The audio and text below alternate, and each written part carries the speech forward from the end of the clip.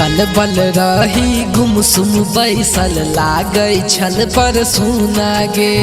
तखने भक्सा मोन परल जे आइब गेलै चौरचन मागे गा के गोबर मंगाले घर अंगना निपाले कले सबटा तैयारी गा के गोबर मंगाले घर अंगना निपाले कले सबटा तैयारी चंदा मामा के माना बोले मैं पावन लई भारी चंदा मामा के माना बोले मैं पावन लई भारी।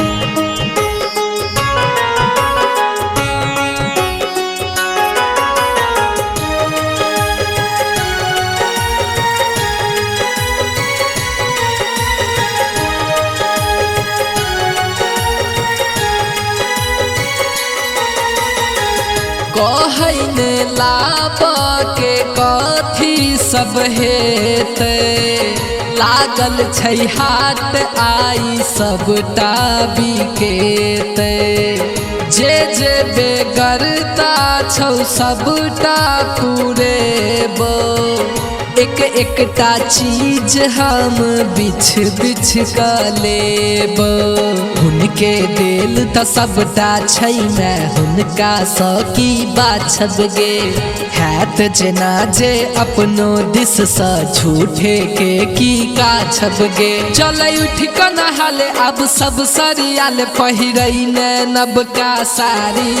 चलै उठ क नहाले अब सब सरियाले पहिरई ने नबका साड़ी चंदा मामा के माना बोले मैं पावन लई भारी चंदा मामा के माना बोले मैं पावन लई भारी।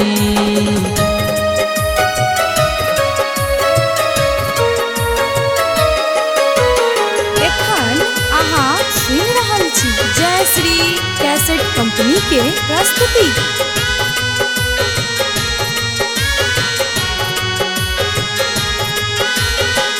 चौरचन कहई क्यों कहई चौरचन्ना पूजा सहिन का सब होई छै दुगुन्ना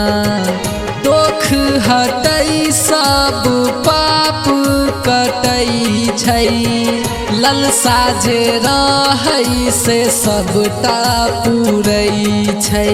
खजूरी पूरी खीर बना ले बीच में धर्मत कूरी गए चन्ना मामा के मन बोला फल फूल बड़ा जरूरी गई अब सब गोर लगे फिर हाथ तो उठाबै ल आगा बैसै थारी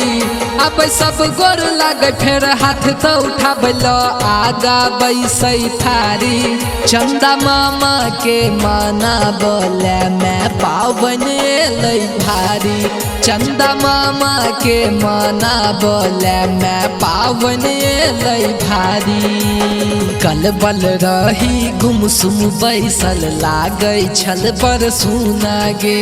तखने भक्सा मोन परल जे आइब गेलै चौरचन मागे गा के गोबर मंगाले घर अंगना निपाले कले सबटा तैयारी गा के गोबर मंगाले घर अंगना निपाले कले सबटा तैयारी चंदा मामा के माना बोले मैं पावन